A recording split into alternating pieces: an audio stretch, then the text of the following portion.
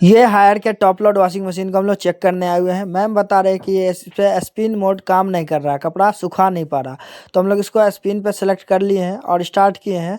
तो अभी थोड़ा टाइम वेट करते हैं, फिर चेक करते हैं क्या दिक्कत है। थोड़ा टाइम हम लोग रुक गए हैं इसको, फिर चेक किया तो इसमें डबल ई एरर शो होने लगा। तो डबल ई एरर का मतलब है कि लीड स्विच। तो हम लोग सबसे पहले मशीन को खोल के इसका लीड स्विच देखे तो लीड स्विच इसका खराब हो चुका है। तो लीड स्विच अभी हमारे पास है नहीं, तो इसको हम लोग बाईपास कर दिए हैं और हमारा मशीन ओके हो चुका है। यहाँ हम मशीन को ऑन करते हैं, फिर से इसको स्पिन मोड पे सिलेक्ट करते हैं और स्टार्ट करते हैं। देख सकते हैं आप लोग के सामने हमारा मशीन प्रॉपर वे वर्क कर रहा है।